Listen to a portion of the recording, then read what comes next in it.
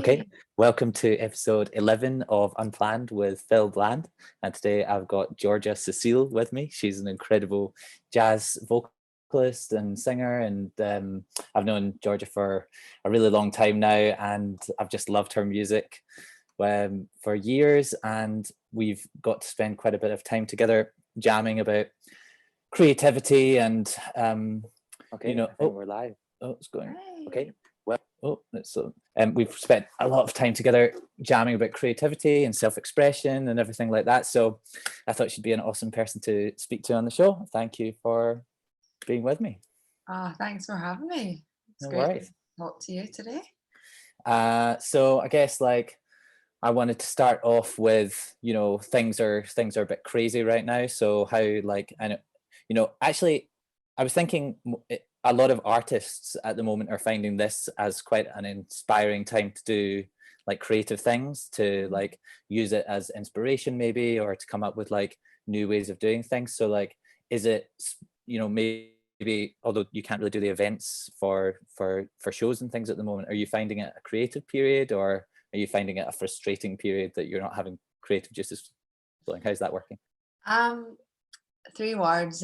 What the hell? I have struggled with this past 6 weeks, to be very honest with you, and I found it very difficult to be motivated to find the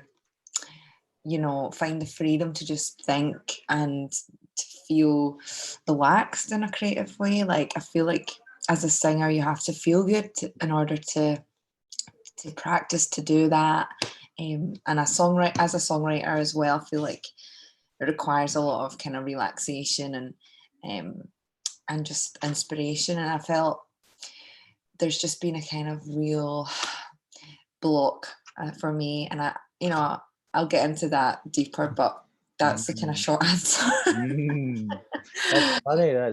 Yeah, it's Yeah. you need to kind of, things all need to be kind of in their place in a sense to Mhm. feel that freedom. And if you're feeling a sense of anxiety about how things kind of are uncertain, yeah, it can work both ways, but you never know. You can't plan for it in advance. You don't know when some good idea is going to pop into your head for a song and whatnot. Exactly. Well, the whole thing is kind of came up. I mean, it's awful what's happened, and we're all just pulling together, and that's great. But it came at a time for me when I was in the process of just finishing my first album, which I've been working on for 5 years, and I had 1 week of recording left to finish with strings, and it had all been booked in, and then the lockdown happened and we had to cancel that final week. So for me it's been a kind of frustrating period, because as an artist I go through waves of writing lots, and then the past few months has been more about putting that out, and that work has all been finished. So I'm not really in the place to be very creative right now, because I feel like I just finished an album that's still not quite finished, and I'm furious. And I just feel I was supposed to release it in September, and I had all these big shows lined up to promote the album as a marketing campaign, and that's all been scrapped, and it's just left me kind of frustrated. And I've waited so long to put this music out, and it's songs that have been kind of growing with me for 2, 3, 4, 5 years, and I just wanted to get out this year and start gigging and things like that. Yeah, and tour the album. That was on the end of this year. I'd just got a new agent in London, and he was putting together some plans for touring the record. So as you can see, I'm not really in the mindset to be getting into writing new songs, although I've that was at the start of the lockdown. It's just a shock. It's more like a shock factor, and as it goes on you kind of just get used to this new normal, and then you're like, well, I've got to spend my days somehow. I think when lockdown came along, I think I'd been really good at dieting and doing exercise and stuff up to it, and then I think Boris Johnson just said, please stay at home, and I was like, okay, I'm gonna go buy some chocolate. and I basically just ate for the first week. And then So but now it's like, well, you've got to do something with your time, so I guess I'm channeling it into this. this is great. I love it. I'm so Right. excited to chat to you. Yeah, you too. But Nice. yeah, So yeah, that's super frustrating. I guess, I mean, it's not going to last forever. So no. it's gonna, it's just like, and you can't control things. So it's not like you can, everyone probably had plans for during this period, and everything's just not working out the way that you kind of anticipate. And you've been waiting a while, because I know these songs have been brewing and you, but I guess you'll just have to wait a little bit I longer. know. What's another year, right? Yeah, I'm like, exactly. Maybe, yeah, maybe this one. Have you finished recording? well, that Or was you've just the got a thing. little bit left to do? We had 1 week to finish the full record. It's a whole album of 10 original songs that I write with Ewan Stevenson, who's my long-term collaborator. And we just kind of were so excited to finally finish it. But you know what? Like, I'm such a kind of, I'm really a great believer that this is the right thing in the right time. There is no other option. Yeah. And this little period of, self-growth will hopefully prepare me in the right way for You what's to don't, come. yeah, you don't know how it's going to benefit you I think it's, in advance. yeah, yeah, um but it always, you've just, well, you can either choose to think it's going to turn out negative, or you can choose to, have faith, or whatever mhm, you believe in, to believe that it's going to turn out in a positive way. And I guess mhm, it'll be whatever you imagine it to be, mhm, because that's yeah, all you have control over. yeah, totally. It's I think it's just time to do a bit of self-growth and just prepare yourself in all the ways that you can for the next chapter. And I'm sure when everything's like ready to go again, it'll be like, you know, Yeah, pedal to the metal, full force. And I know, we'll be looking back thinking, God, I wish I was just I wish I was just in the house drinking, sipping tea with nothing to do. I know, right? I know. I literally, like, before this happened, I remember saying to my partner, like, oh my God, if we could only have like 3 days in the flat doing nothing together.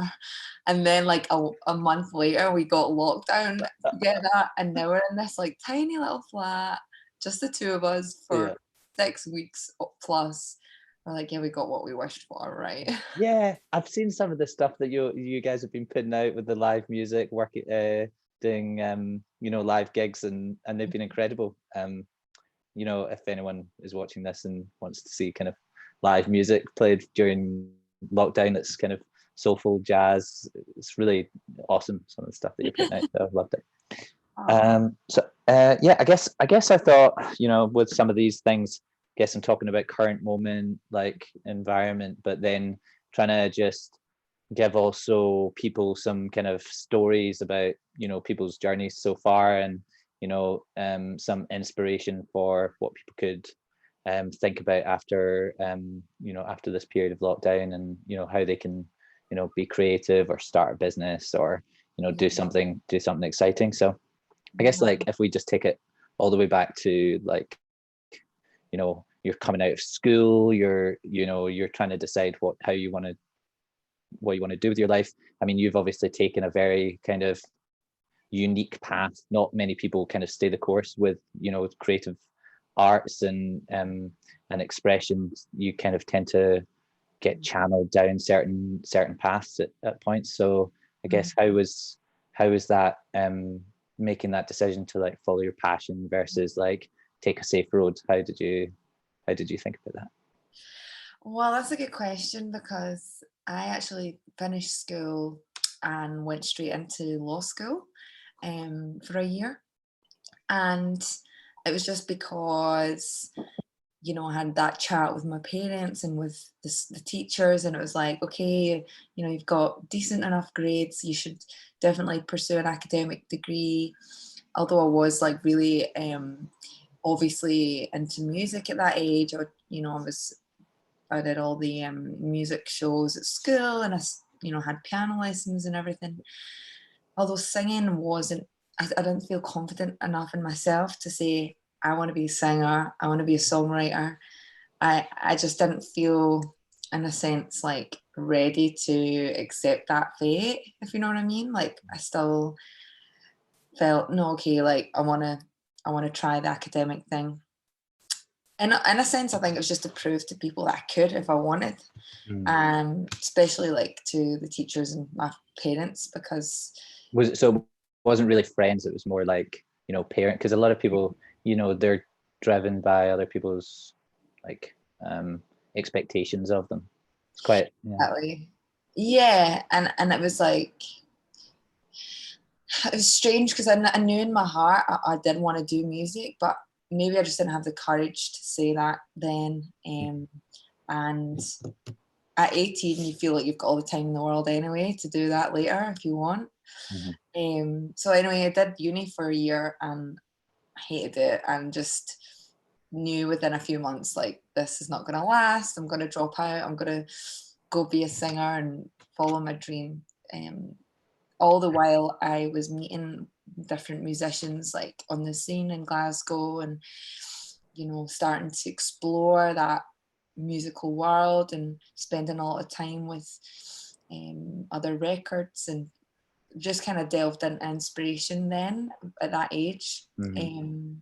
How was the decision? That's a big, whether anyone takes the jump later in life to do something kind of unconventional, or they do it at that early stage in life. There's probably less risk when you're 18, because you could always go back to uni later if you'd wanted to. But people kind of, especially when you're younger, you don't have the confidence necessarily to know that actually that's the best time to do it, because you Mhm. feel like you need to get training or credentials or all of these sorts of things. So I mean, a lot of people stay on traditional paths and things when they shouldn't really be, for a lot longer than you did. So Yeah. obviously you were super confident, just after year of uni. So how were those, if going to uni was around, was a part of that was meeting expectations of parents or teachers or other people, how was the conversation both with yourself and then with them when you decided to,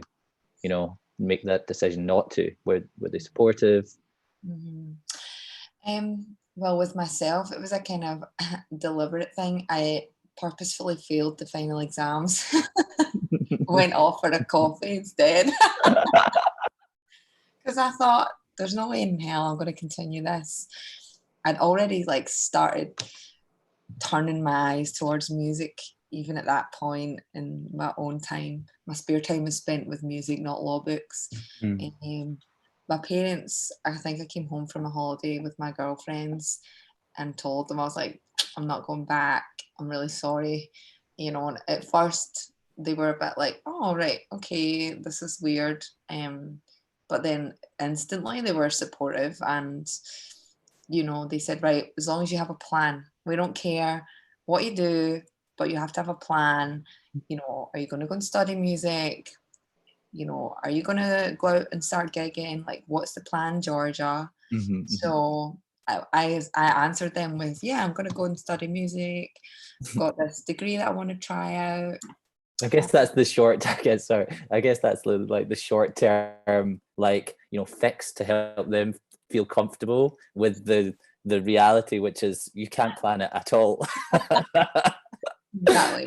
Yeah, There that's is smart. no Smart. It's like negotiations. Just get them over that hurdle. Yeah, being an artist essentially as uncertain as, there is no salary, there is no benefits and security. It's all a risk, and but that's what attracted me to it. I've always been like excited by that. Mhm. I love not knowing what's around the corner. Why do you think that is? Like, what is it? Is it just passion for music overweighs the uncertainty, or do you feel, is it like almost certainty gives you a sense of discomfort? Yeah, exactly. Both, I think. Well, the first, I'm very passionate about music, and that's what I love to do, and I think that's my purpose on earth. Like, that's why I was given this, gift, and it's my it's my duty to share it with other people and make others feel good, and it's healing for me and it's healing for others. I think that's the first thing.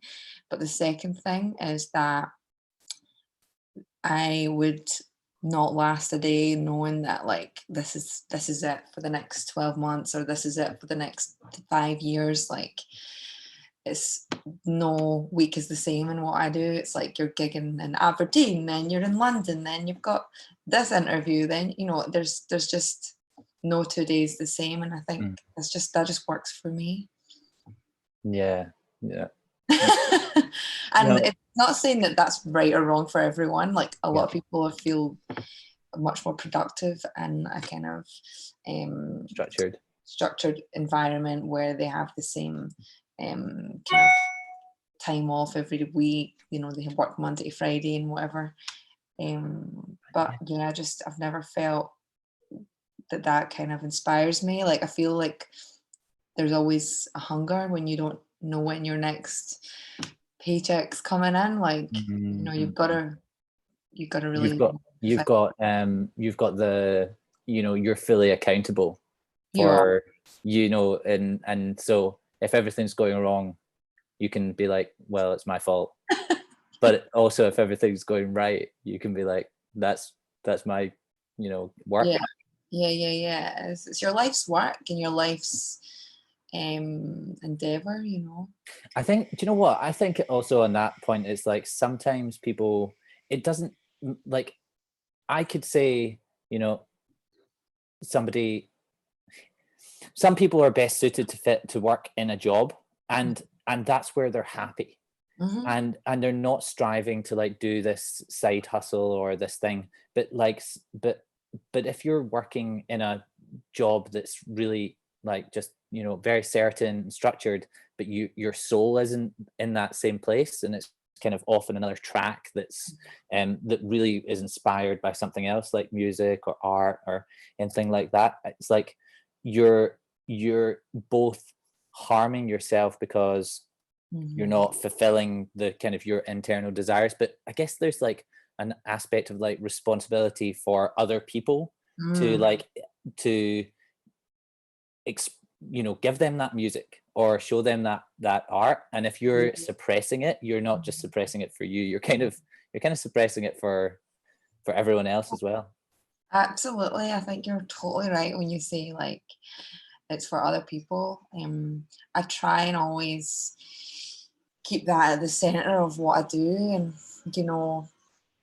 like even on a gig or something like that, then I don't think this is all about me, and it's people are it's about the other people and making them feel something and changing their lives in some small way. And I think with any work that you do, I think it's important to just keep that perspective, and it's not a selfish desire to want to fulfill your passion. I think it's more of a selfless act, and that in the hope that you will bring goodness to other people and whatever it is you do. I guess there's also like a reverse of that, which is a lot of people do something creative that they think like they've told themselves that they want to do, and they've told all their friends and everyone that they're going to start this company or become that artist and things, and then they're miserable while they're working on it.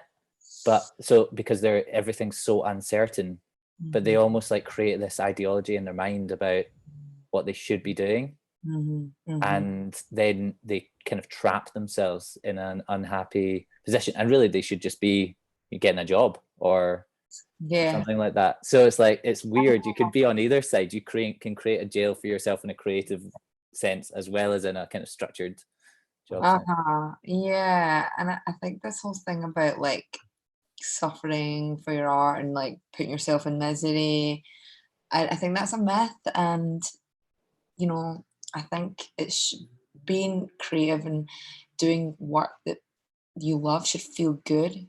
And I think people get that so confused. They're like, oh no, I have to lock myself in and not eat and not sleep and not see my friends for 3 years because I'm gonna work on this project. And I think that's if you're suffering, like the work will suffer as well. I really believe that it should be a healthy, feel good thing. And you know, I've learned that along the way. Like I used to just be like, you know, closing myself in the studio and taking on tasks that I didn't actually want to do, but I thought, okay, if I do this, then it will help open other doors. But I've kind of grown out of that now, and I just do work that feels good for me, and I think it's a lot more healthy, and I feel like then I'm working with the people that, you know, are kind of people come into my work life now who are on the same frequency, if that makes sense. Like Yeah. it's a positive environment I've created for myself.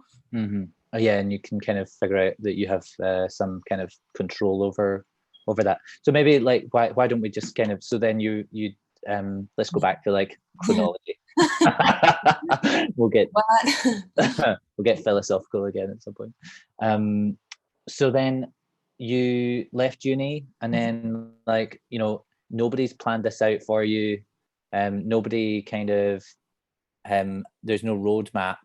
You know, you can, you know, maybe you can research things online about how artists do things, but there's not a syllabus for how to become an artist. So how did you go about kind of starting to take the steps that you wanted to be on the track that you wanted to be on? I found it really hard, and it was a lot of just like, I guess, hustling for gigs. Like there, as you say, there is no like website that says like how to be a singer in, you know, the UK jazz scene or whatever.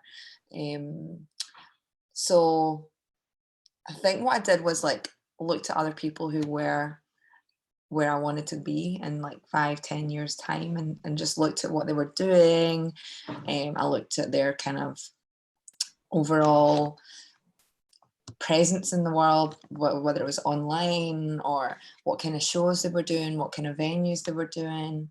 And I just started to kind of slowly like create goals for myself that would like allow me to go towards that direction, like micro goals, like, okay, I'm not going to get the O2 Academy straight away, but I can start off maybe with like, you know, Glad Cafe or the Jazz Bar. And I would just like start creating these micro goals towards the bigger goal picture, the overall picture that I wanted for my career.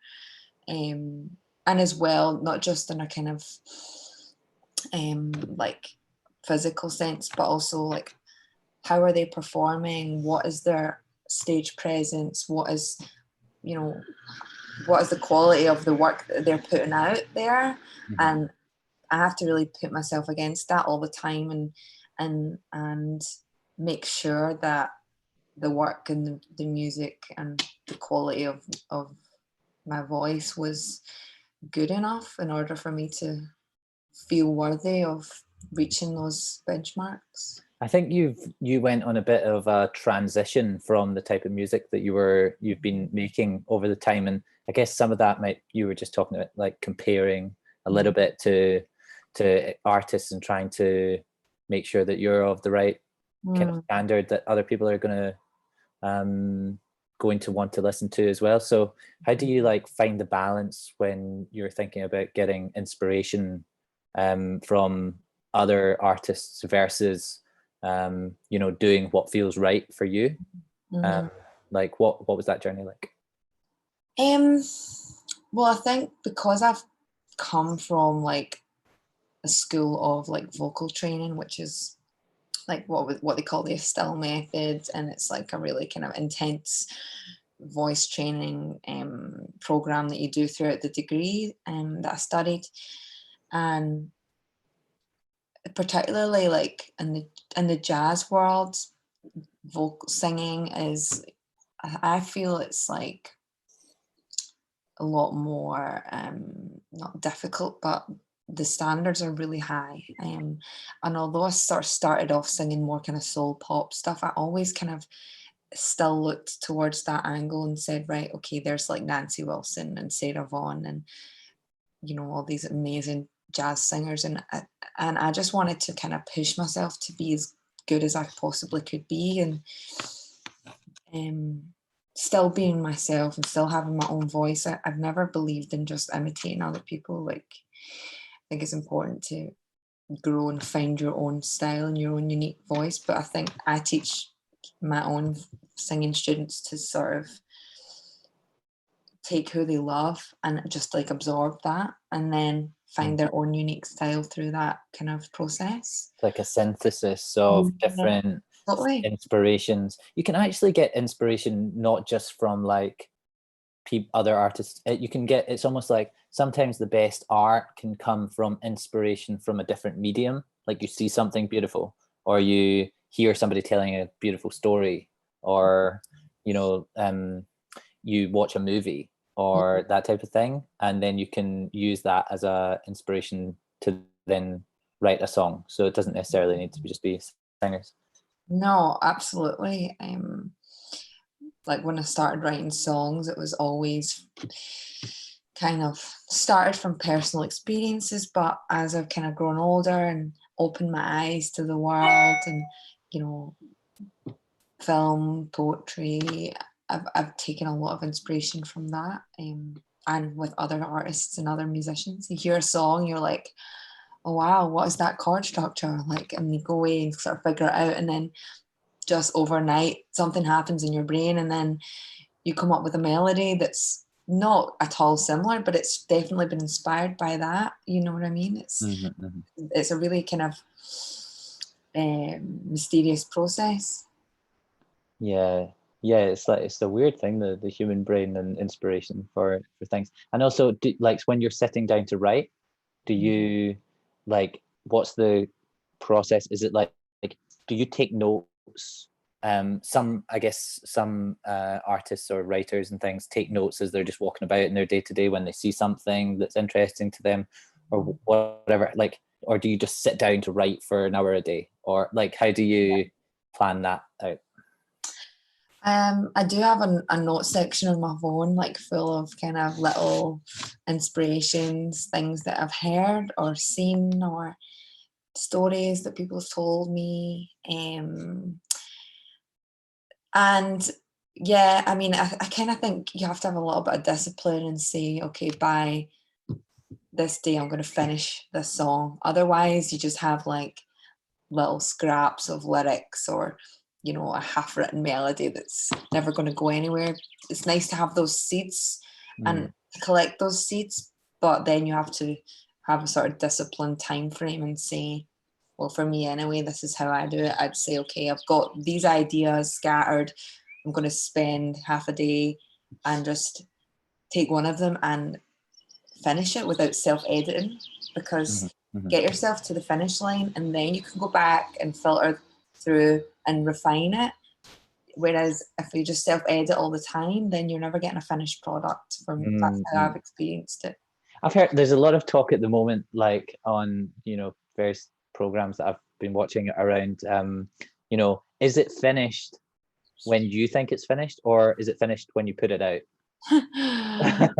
And like how, and is the like, is the time frame, like there's one view which would be like, I want to manicure a perfected product, which obviously you've been working on the album for a while, and this has been kind of percolating, and everything's kind of coming together. But then there's another viewpoint, which is the market decides, and like a personal and even an artist's perspective might be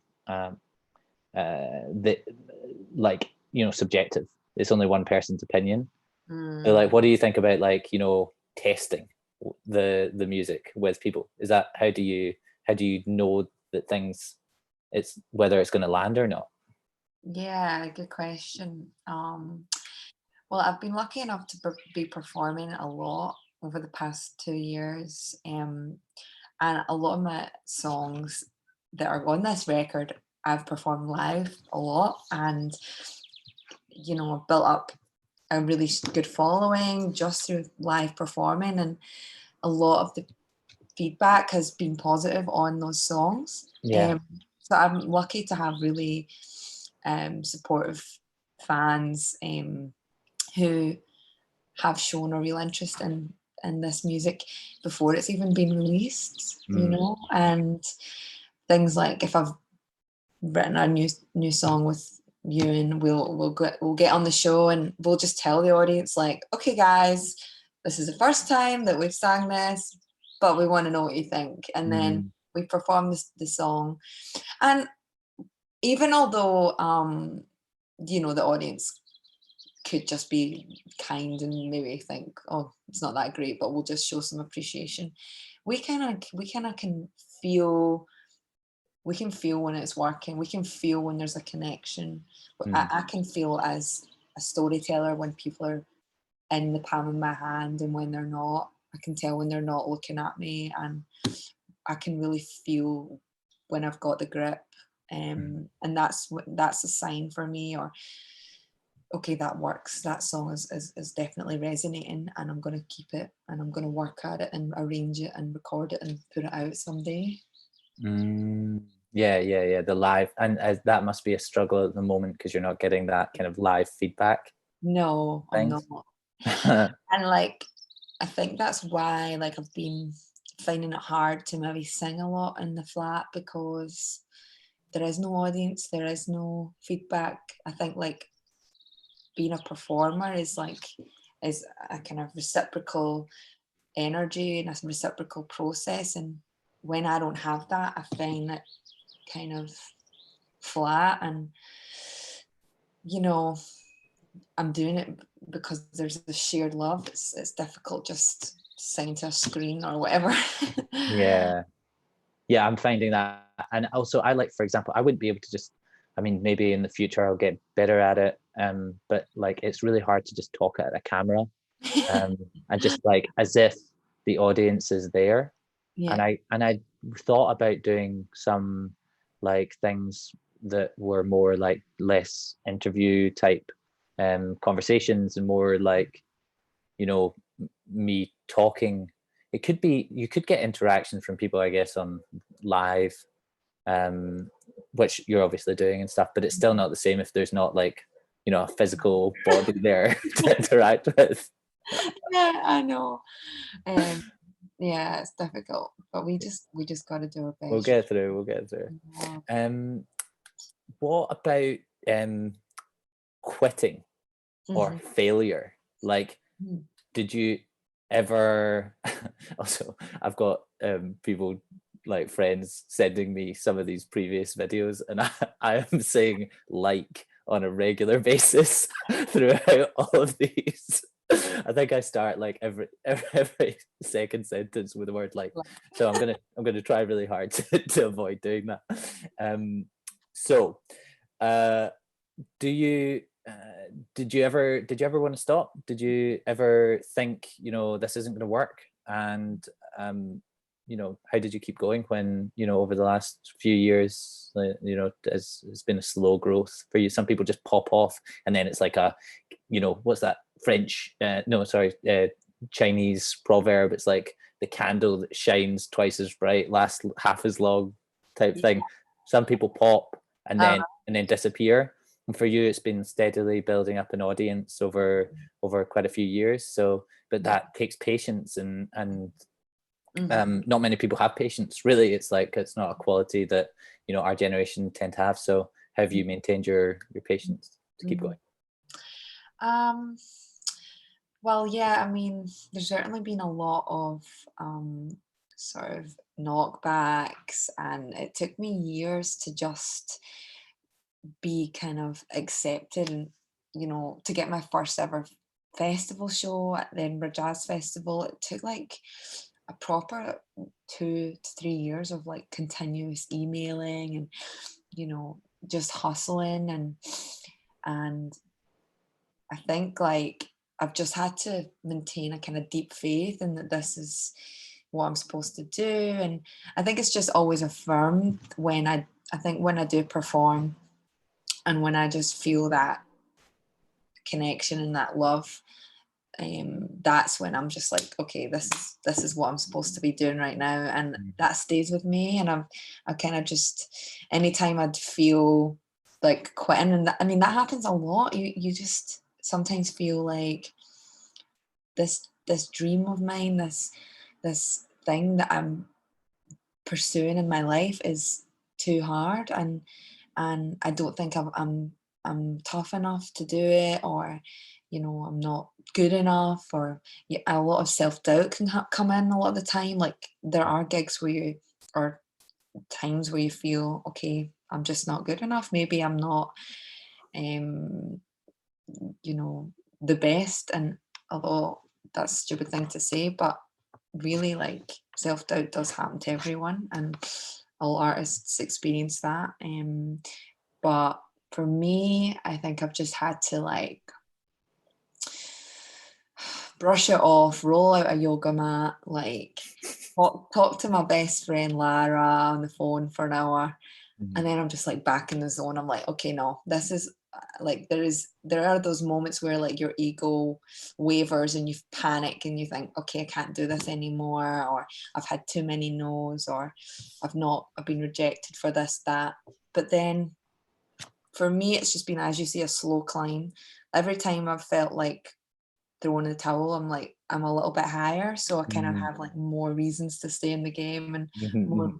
more people who are supportive of what I do. And as you say, I've built up a real strong following and fan base, and I could never like give up, because I feel like a duty to those people and who have Yeah. supported me. I mean, there was even people when I posted on Instagram about that we were going to be doing this. There's a few people that came back and they were like clapping. They were excited that we were going to be on. So you do have like some like strong fan base. And I remember when I came to the show at Bad, and you could literally hear a pin drop in the room because everybody's loving it. So like, and really kind of immersed in the music. So yeah, it's awesome. And it's just must be awesome to like know that that was something that came up, like you created in your head with partnership, but Yeah. you had an idea, wrote Mhm. it down, Mhm. practice it, and then you can express it to a room of people and they Mhm. can kind of enjoy that thing that came from your imagination. It's the most beautiful thing. Like, I think we're all creative people. We're creating our life every day. We're creating in our daily life. And there is just something so amazing about creating something, whether it's a story, like just someone telling a great story in a pub, like that is a creative process in itself. And just making other people feel something by that process is, I think, is the elixir of life. Mm. And also, yeah, it's like, well, quit and do what? Ah,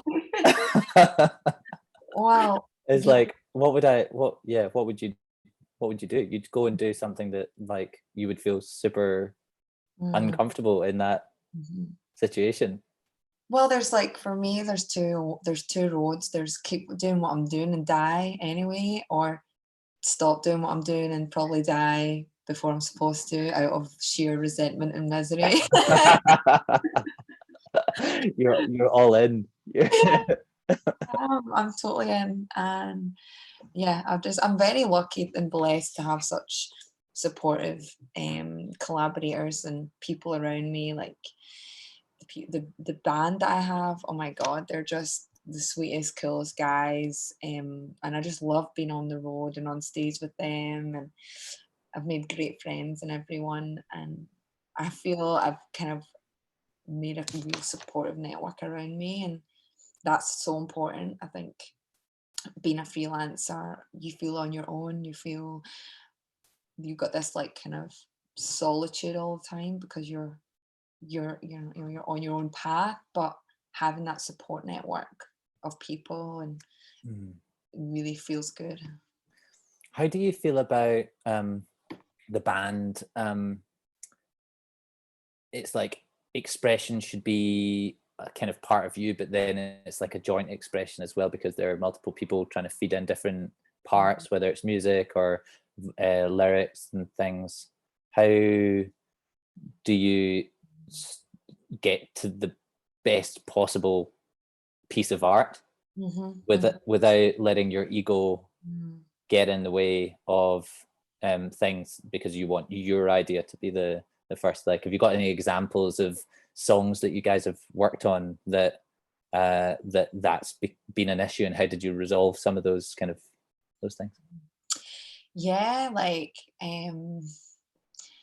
I think it's about finding people and collaborators who can put their ego aside. Like in the past, I've worked with other people or other musicians where it's been a display of their ego has become more of a priority over the overall good of the song. And when I notice that, I just have to say, like, okay, we have to, if you can't, put that aside and focus on the overall good of the song or the project or the performance, then you're not the right person for me to work with. And we're in the studio, as I said, a few months ago, finishing the record, and like it was myself, Ewan on piano, Max Pop on drums, who's an American dude, and Mario Caribe on bass, who's a Brazilian dude.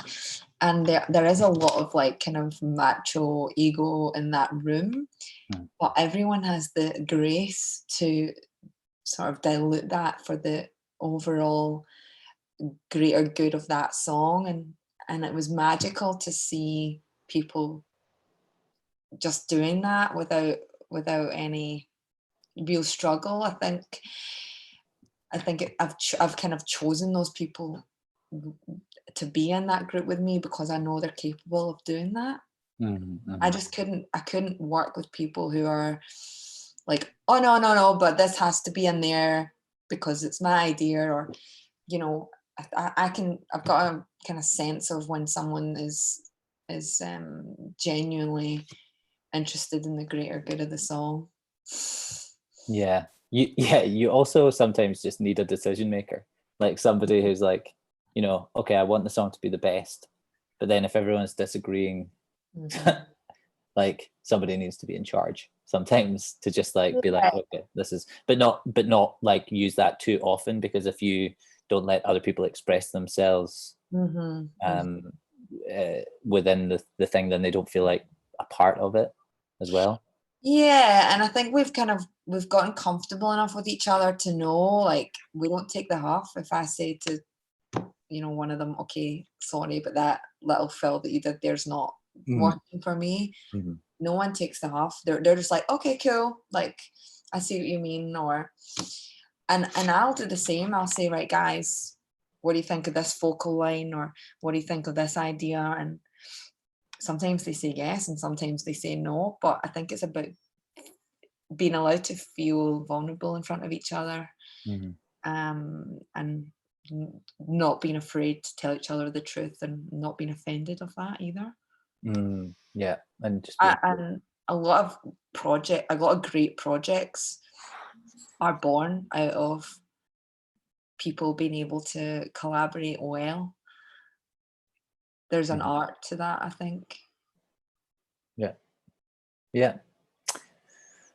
Do you I think do you think like you mentioned faith earlier on, that like, what is, like, I know we've talked a bit about this, but what is like like faith being a part as something important to you, is like, it's like a gift that should be given. So like, how do you, is that something, like some people would say that you're put on this earth to do something, versus you've got a purpose in life, whereas other times people just are searching for their meaning or sense of purpose, and they're not really sure what it is. So is faith, and I guess we're getting into kind of like God and believing in a purpose and things, has that been important to you to keep going in part of your art? I think so. Like, I've always had a kind of spiritual life, and I've always had a real strong sense of kind of spirituality has always been a big thing in my life, just being brought up in that way. And I've always kind of meditated and and being someone who believes in connecting to their intuition and making decisions. And I find it quite a difficult subject, and because I mean, there's people who think, oh, I don't have a life purpose, or I don't know what I'm supposed to do. And most of the interesting people at 45 and 55 and 65 still don't know what they're going to do. But I think it's the most important thing for me is to just let go and surrender to that thing, and not feel like I'm chasing something or like searching for something. I just have to have this like faith of letting go and saying, okay, God, universe, I'm surrendering to this, and I'm just going to let you guide me here. And Yeah. and I think that relieves a lot of stress for me, because then I'm just like, I'm not in control of it anyway. And if I just like go with ease, it just feels good for me. It's like, I can't really explain it, but it just feels like being in a kind of flow, and I'm not resisting against life. And don't get me wrong, there are times where I'm out of that alignment and things are like, I feel so out of touch with myself, but I just have to like get back to that sense of flow. And faith is a big thing, because, for me, like, faith isn't the opposite of doubt. Faith is the opposite of certainty. So there is no certainty in any of this. None of us are certain. So just having a little bit of hope and is gonna really, for me, just keeps me going and keeps me sane. I think it's like a similar theme to me, I didn't even think too deeply about it when I called this Unplanned with Phil Bland, other than thinking it was like, it rhymed. But the more I think about it, the more I think like everything in my life to date has been, like, maybe not up until now, but like a lot of my life was like, I thought I was totally in control, and I was trying to create this this world of certainty that I could live within by planning how things were going to play out. I even remember, like, not long after I'd graduated, I'd had a couple of jobs, and I I even got like a spreadsheet, and I had like, written down, when I was going to do certain things by certain dates, like to the point, I'm going to buy a house in that year. Okay, I'll meet somebody to marry at that date. I'll get that job. I'll go get this credential career thing. Like, I was trying to like map out how the rest of my life would go, because I thought that could give me this feeling of certainty that it would all, if I knew what was going to happen, then I could like have that would make me feel comfortable. But I remember sitting back and looking at this thing afterwards and feeling quite empty when I looked at this life plan, because I was like, one, I don't know what's going to come along, what event's going to come along, but also like, that's just so boring. That is insane. I can't even think of that. It's like, it's so strange how like, and I'm not sure whether like that's my natural thing, or whether I just sort of got myself into this mode of thinking because of the way that society sort of kind of tries to funnel you down certain kind of ways of thinking. But I just remember trying to really plan it, and wanting to have some element of control over the future. And then now I feel like this whole process, even me over the last couple of years working on this website and trying to build that, and I've put that on the back burner for now, because it's just not worked out exactly as I wanted to, and now I'm doing this little project, and I think this is almost like a cathartic process of like unplanning myself.